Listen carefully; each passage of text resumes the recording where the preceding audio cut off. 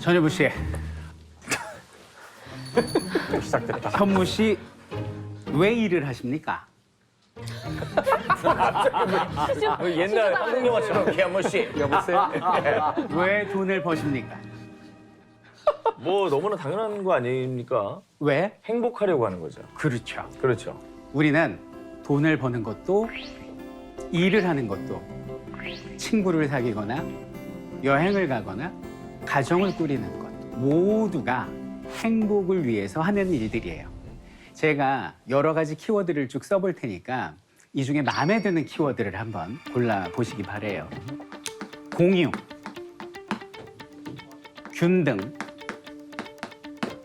안정, 만족, 쾌락 뭐 이런 것들이 있어요. 현무 씨가 반대말 한번 얘기해 봐 주실래요? 공유의 반대말이 뭘까요? 사유, 사유. 자, 사유 씁니다. 균등의 반대말이 뭘까요? 불평등. 불평등. 불평등. 만족의 반대말은 주말 붙이면 되네요. 예, 불만족. 쾌락의 반대말은 불쾌락. 그렇죠. 이렇게 키워드들이 있어요. 아, 현무 씨는 이 키워드들 중에 어느 쪽에 더 호감이 가십니까? 분명히 이제 윗줄을 얘기하라고 하는 것 같은데. 아니 그냥 솔직히 아니 이렇게 머리를 뭐 이렇게 굴릴 문제는 아니고요. 그러는 게 아니라 허심탄회하게. 본능이 있어. 저는 밑에 거예요. 더 마음에 들어요? 진짜? 왜냐면 결핍은 최고의 에너지입니다. 그래야 사람이 움직이는 것이죠. 안정은 타락으로 하는 지름길이에요. 그러면은 현무 씨는 사유니까 집착하고 불평등한 세상을 원하고 불안정함 속에 항상 불만족하고 불쾌한 채로 살고 싶은가요? 그래야 동기부여가 되죠. 근데 늘 정답을 이렇게 고르는 촉이 굉장히 높으시더라고요. 어쨌든 맞추긴 맞죠. 그럼. 자, 근데 대부분의 분들한테 질문을 하면 위쪽의 키워드를 아마 긍정적으로 평가를 할 거예요. 그러겠죠. 이 모든 불쾌하고 불평등하고 불안정한 요소를 없애고 모두가 행복할 수 있는 세상. 이 세상이 바로 올더 헉슬리가 만든 멋진 신세계가 되겠습니다. 보통 우리가 서양 기원을 쓰죠. 서기 2019년. 뭐 기준이죠? 예수 탄생 기준으로 2019년입니다. 근데 여기는 멋진 신세계는 헨리 포드를 기원으로 씁니다.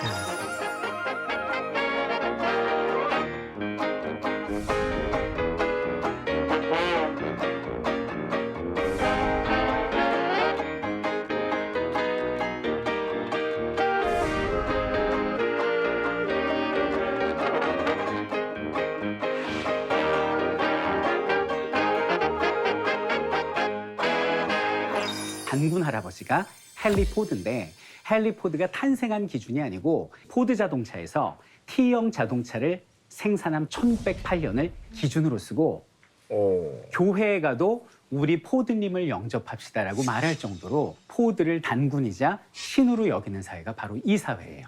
책 첫 장을 펴면 이런 문장이 나옵니다.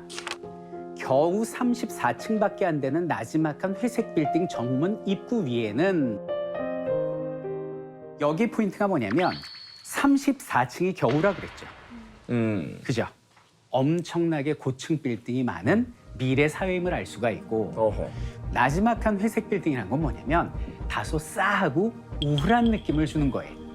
그럼 이 싸하고 우울한 곳에서 무슨 짓을 하느냐? 이런 말이 나옵니다. 런던 중앙 부하 조건반사 양육소. 배경이 런던임을 알 수 있죠. 부하? 부하면 뭐가 떠오르세요? 알부하는. 알부하죠. 여기서 사람을 만듭니다. 그리고 멋진 신세계의 특징은 뭐냐면 계급이 있습니다. 알파, 베타, 감마, 델타, 입실론. 그러니까 만약에 우리나라 역사하고 비교를 하면 알파가 한 성골, 진골 정도 되고 6두품, 5두품, 4두품, 3일두품 내지는 노비 정도로 보면 돼요. 근데 문제는 뭐냐면 알파하고 베타 같은 경우는 정자 하나, 난자 하나 만나고 하나의 사람이 만들어지거든요. 근데 감마, 델타, 입실론 같은 하등 계급은요. 그 유전적 조작을 일으켜서 난자에서 이렇게 싹이 나도록 배양을 해요. 그래서 동시에 96명의 똑같이 생긴 쌍둥이가 만들어져요.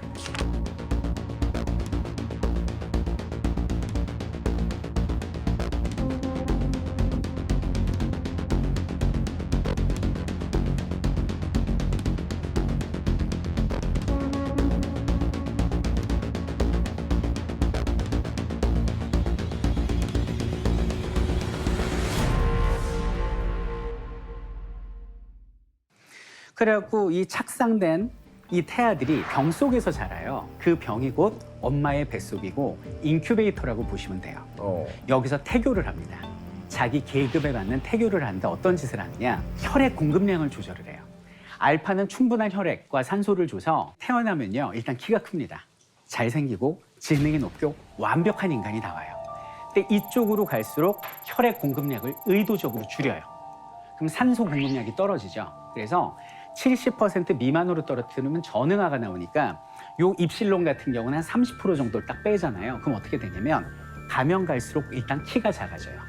이 사회에서 키가 작다는 건 열등한 존재라는 걸 의미를 합니다. 그 이유는 뭐냐면 여기 있는 입실론 같은 애들은 어차피 노동해야 될 아이들인데 쓸데없이 지능 좋아봐야 이건 낭비라고 생각을 하는 거예요.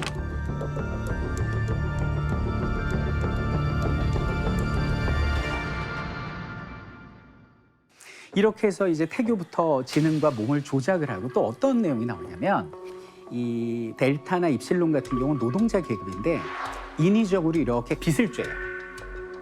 그럼 태아가 막 뜨거울 거 아니에요. 그 뜨거울 때 혈액 공급량을 최대치로 올립니다. 그럼 태아가 좋아해요. 산소. 좋아해.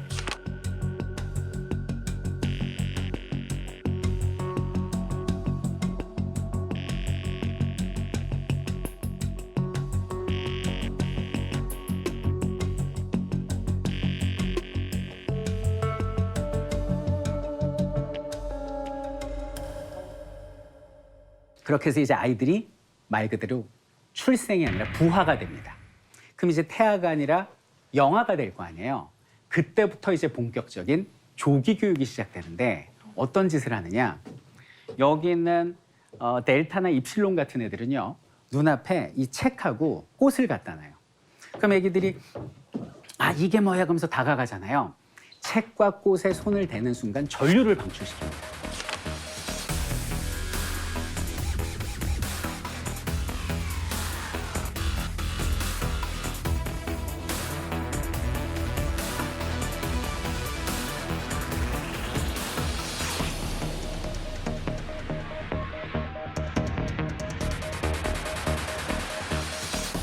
너희 같은 노동자 계급은 책과 꽃을 같이 할 이유가 없어. 이게 조기 교육이에요. 또 조기 교육이 뭐가 있냐면 그 수면 교육이라는 게 있는데 아이들부터 성인이 될 때까지 계속 잘 때 스피커에서 나는 행복해요. 나는 행복해요. 엄청 행복해요. 이렇게 소리가 들려오고 재생이나 재활용은 악덕이고 소비는 미덕이다라는 음성이 계속 들려와요. 여기서 이 세계의 구조가 뭐란 걸 알 수 있죠? 철저한 자본주의. 엄청난 과학기술의 발달과 자본주의가 만나서 만들어낸 괴물이 바로 멋진 신세계가 됩니다. 그리고 또 성교육을 그렇게 시켜요. 이 사회에서는요. 한 남성이 한 여자를 4개월 이상 만나잖아요. 멍충이 취급을 해요. 절대 그러면 안 돼. 매일 다른 남성, 다른 여성과 자유로운 연애를 하는 게 일반적이에요. 이 사회에서 가장 얼굴 붉어지고 식구금에 불쾌하고 막 몸소리 쳐지는 단어가 뭐냐? 어머니예요. 아버지, 가족, 임신, 출산, 양육 이런 말을 듣잖아요. 이 사람들은 굉장히 역겨워하고 막 괴로워해요. 있을 수 없는 일이라고 생각을 하죠. 이게 이제 멋진 신세계의 구조가 되고 또 하나 여기가 완벽한 게 뭐냐면 여기 있는 사람들이 전부 다 행복합니다. 자, 그 이유가 뭐냐. 태아 시절부터 그렇게 태교를 하고 그리고 조기 교육을 받아가지고 여기는 알파 계급이 델타를 보잖아요. 막 역겨워합니다. 키도 작고 못생기고 맨날 더러운 노동일이나 하고 나 저렇게 태어났으면 나 진짜 난 죽었을 거야 이렇게 얘기를 하잖아요. 여기는 델타나 입실론이 알파 보고 뭐라고 하는지 아세요? 정말 내가 알파로 태어나지 않은 걸 감사하게 생각해. 왜요? 내가 알파로 태어났으면 엄청 공부해야 되고 알파는 보통 지도자나 학자거든요. 좀 머리 아프게 책 읽어야 되고 토할 것 같아. 진짜 다행이야. 내가 싫어하는 걸 하고 있으니까. 자기 직업에 너무 만족하는 거죠. 그래서 델타나 입실론은요. 더러운 똥구덩이 시궁창에서 노동하는 일에 행복을 느껴요.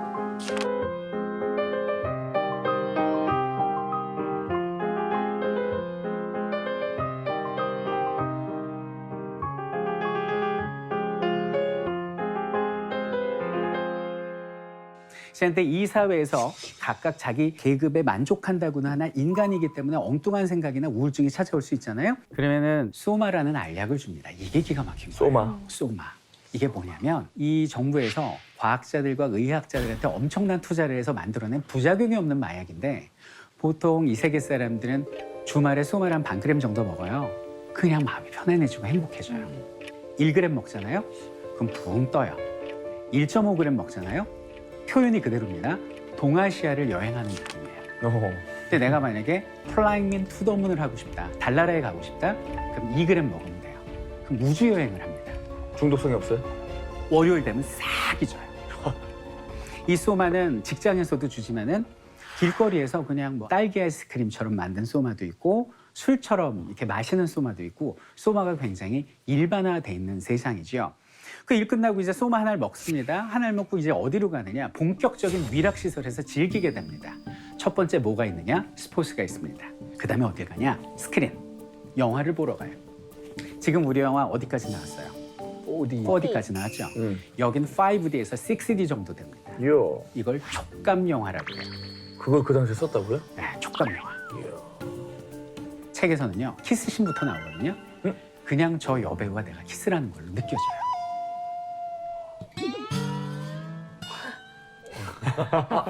너무 몰입하시는 거 아니에요? 바로 상상하네. 아니 그 기술로 구현이 될까도 상상을 해봤습니다. 그리고 이제 끝나고 나오면 뭘 하냐? 많은 남성, 여성이 자유연애를 즐기죠. 여기서 우리는 뭘 느낄 수 있습니까? 3S 정책. 스포츠, 스크린, 섹스.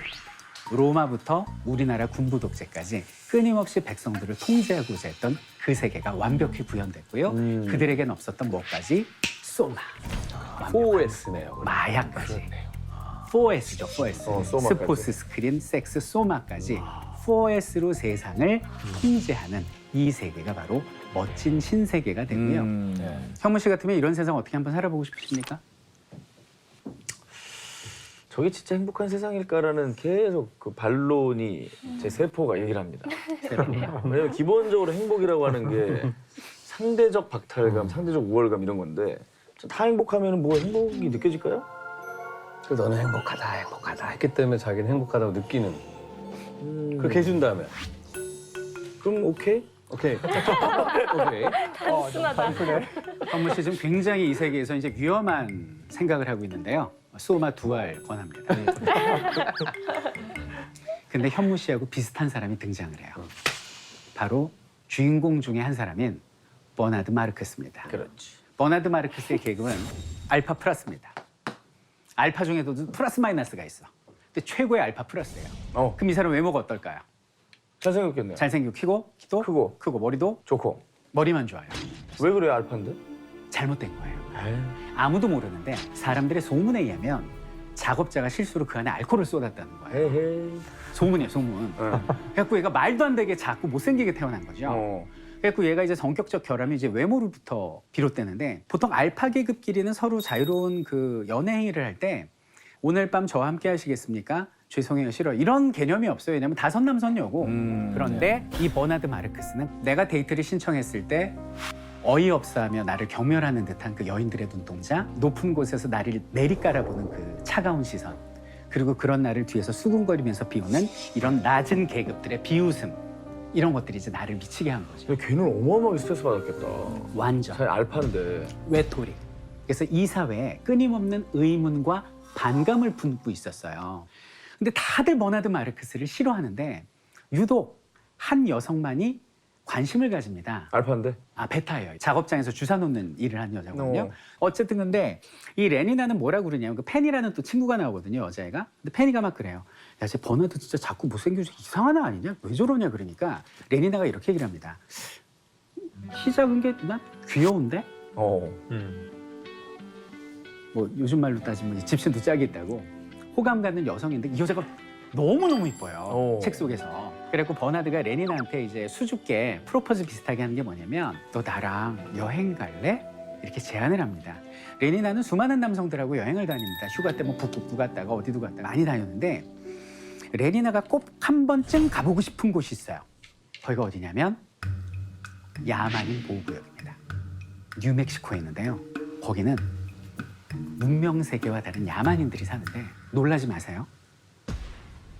임신을 합니다. 사람이. 야만이. 예. 그리고 9달 동안 뱃속에서 길러서 아 이거 방송에 부적격할 아니 뭐 소설 내용이니까. 해도 되나요? 읽은 사람은 이런 반응이 나오는구나. 난 뭐 이렇게. 정말 끔찍할 것 같으면 귀를 막으셔도 좋아요. 믿기지 않겠지만 출산까지. 양육을 하고요. 아, 이 얘기 못 하겠는데 심정 가족. 이런 곳이 야만인 야, 거. 읽은 사람들이 이런 반응이 나오는구나. 이런 정말 치욕스럽고 더러운 세상에 가고 싶어도 못 가요. 거기 금지 구역이에요. 그런데 이 버나드 마르크스는 거기에 갈 수 있는 자격이 있습니다. 직업이 심리학자예요.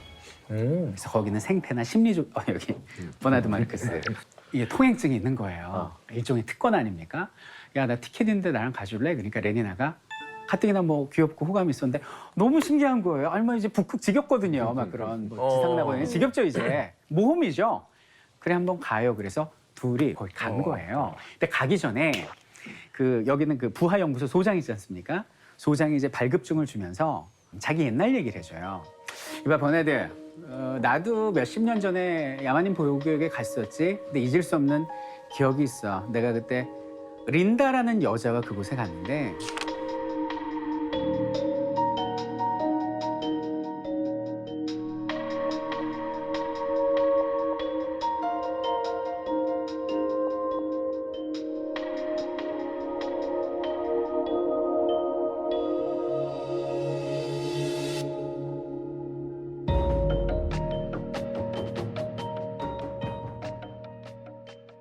그래갖고 여기는 이제 버나드하고 레니나하고 이제 뉴멕시코의 야만인 보호구역을 갔는데 꿈에 부풀었던 레니나는 거기서 엄청 충격을 받습니다. 사람들이 일단 다 그냥 까매요. 자기는 처음 봤어요. 파리, 모기, 해충 이런 거 처음 보고요. 집과 집의 담벼락이 썩은 쓰레기더미 너무나 구역질 나는 곳이었어요. 레니나는 괜히 왔다. 빨리 돌아가야겠다라고 생각하는데 그때 레니나 앞에 운명적인 한 남자가 등장을 합니다. 분명히 야만인인데 키가 커. 몸이 좋아. 근데 이 사람이 유창하게 얘기합니다. Where are you from? 영어를 해요. 문명세계 말을 한다니까요. 어허? 그럼 이력적이잖아. 당신 누구죠? My name is John. 난 존입니다. 아니 어떻게 영어를 잘해요? 사실은 우리 어머니가 문명세계의 얘기를 어렸을 때부터 해줬습니다. 제 손을 잡고 어머니를 만나러 가시죠. 그래서 버나드 마르크스랑 레니나를 데리고 존이 어머니한테 데려가요. 그때 레니나가 또 놀래요. 왜? 처음 봤어요. 살찐 사람을 처음 봤어요. 엄청 살이 쪄 있고요. 늙어가지고 쭈글쭈글한 노인이 오는 거예요. 몸에서 낙취가 나고. 그러니까 레니나는 너무 추악한 인간의 모습에 막 주저앉으려고 해요. 근데 이 할머니가 막 달려오더니 막 레니나 끌어안고 난리가 나는 거예요. 문명세계에서 오셨죠? 여기요. 엄청나게 당신들을 기다렸습니다. 나는요, 린다라고 해요. 근데 이제 여기는 린다하고 존 같은 경우 문명세계에 가고 싶을 거 아니에요. 그래서 이제 버나드 마르크스가 이들을 데려가요. 이 문명세계가 완전 뒤집어집니다. 지금으로 따지면 실검 1위. 뭐 한 일주일 이상 실검 1위. 이건 전 세계가 뒤집어져요. 왜냐하면 첫 번째, 스토리가 좋습니다. 30년 전에 사라진 여성, 야만 세상에 살다 수십 년 만에 돌아와. 이게 끄네요. 그냥 헤드라인 그냥 나오는 거예요. 그냥 무조건 뭐 대문이면 톱이네. 완전 막 슈퍼스타가 됩니다 여기서. 근데 문제는 누구만 아들 존만 슈퍼스타가 돼요. 왜? 엄마의 모습을 보고 다 기절을 해요.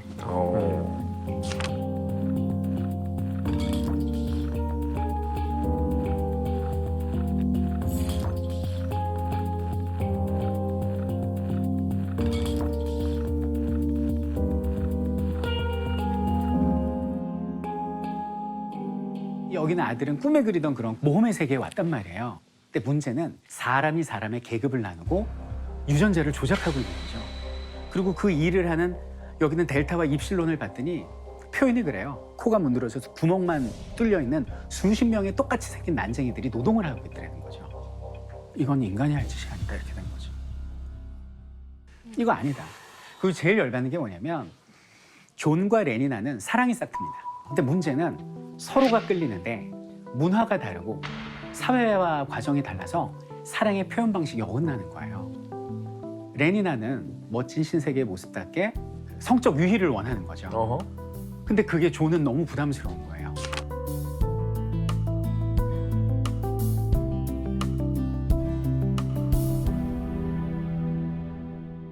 이 와중에 엄마 린다가 죽게 되고 다시 한번 충격을 받습니다. 아, 이건 아니다. 그래서 막 일탈행위를 벌입니다, 존이. 사람들 많은 데서 그 소마 박스를 뜯어갖고 막 소마 뿌리고 막 이 당신들 이 약에 지금 속고 있다고. 벗어나라고, 깨어나라고 막 선동을 하는 거죠.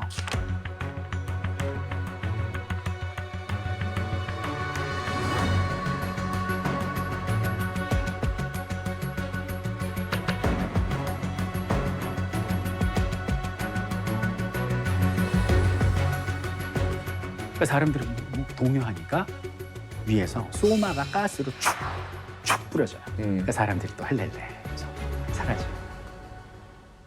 그러다가 이제 총통한테 끌려가서 그 세계 지도자를 만나요.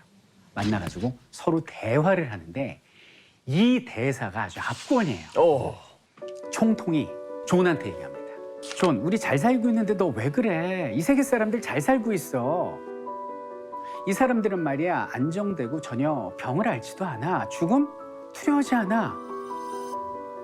총통님, 저는요 안락함 원하지 않습니다. 나는 신을 원합니다. 시를 원합니다. 진정한 위험, 자유, 그리고 선을 원합니다. 나는 죄를 원합니다.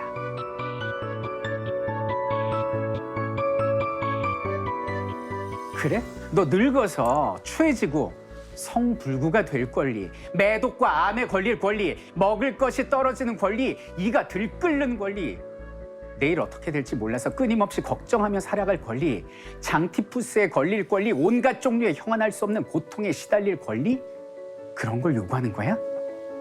예, 저는 그걸 요구합니다.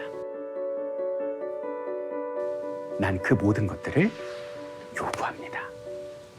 불행, 불만족, 제가 아까 얘기했던 거예요. 불쾌, 사유, 이 모든 것들은 인간이 누릴 권리인데 당신이 뭐라고 이걸 우리에게서 뺐습니까? 이거 인간성 말살 아닙니까? 내가 조은이었네. 내가 조은이었어. 조은이 아니라 전이었어.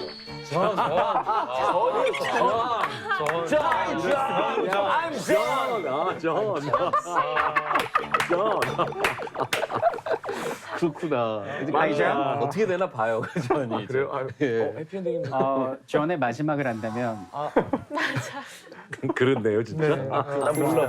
이거 어떡하지, 이거? 나만 모르는 거죠? 그렇죠. 하이전, 날 바로 와요. 이 대사가 이 소설의 모든 메시지를 하나로 응축하고 있다고 생각해요. 과학기술과 엄청난 자본주의 발전이 과연 우리에게 행복을 가져다 줄 수 있을까? 우리에게 행복을 가져다 주면 그게 전부일까? 불행은 어떡하고? 불행이나 불만족이나 이 더러운 불쾌감 이런 것들도 모두 다 인간이 누릴 권리가 아닐까라는 게 이 책의 메시지고 가장 중요한 두 사람의 대화예요. 근데 서로가 설득이 안 돼요. 그래서 누가 떠나야 돼요? 절이 떠나야 돼요? 중이 떠나야 돼요? 중이 떠나야죠. 중이 떠납니다. 존이 떠나요. 나 그냥 간다.